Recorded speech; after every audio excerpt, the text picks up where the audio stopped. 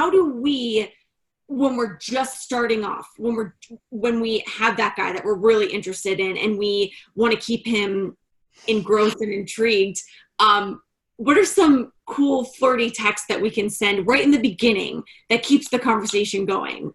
I love that question. That is so great. That's so great. So something, you know, rather than just kind of giving you cut and paste, because, you know, I don't want to put words in anyone's mouth, but a template for texting. I have so many videos on texting on my YouTube channel. So this is something I get asked about all the time. So think, I'm sorry. yeah, texting a man and just communicating with him coming from your feminine energy.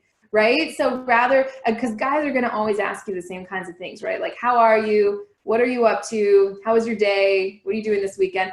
Rather than just giving the same response every other woman is giving, like, oh, I'm fine. How are you? Or I went to work and I came home. Really get in touch with how you feel, right? How do you feel? Like, oh, it felt so great getting outside today. The fresh air just felt amazing on my skin. Or I'm feeling so relaxed coming home at the end of the day, just, you know, hanging out on my couch. You're like painting a picture, men are visual, right? Kind of painting a picture for him.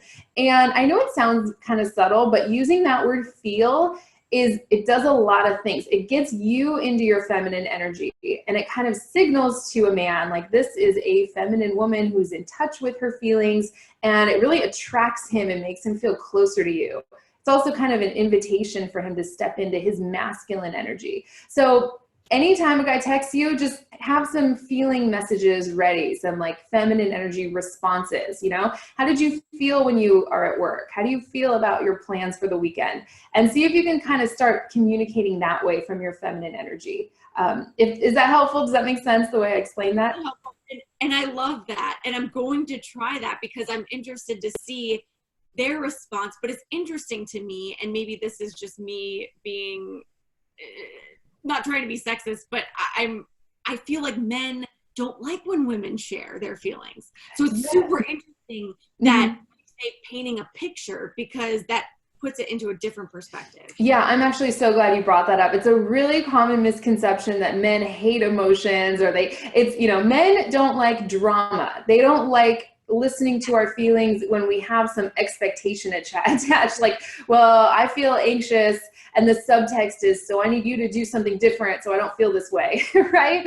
Or I felt insecure when you looked at that other woman. Yeah, that's not really sharing your feelings. That's not true vulnerability. That's like pushing your agenda onto him. So as long as you can keep it all about yourself and your own experience, you know, oh, I'm feeling so sleepy, drifting off to sleep now. Totally fine, right? You're not asking a single thing from him.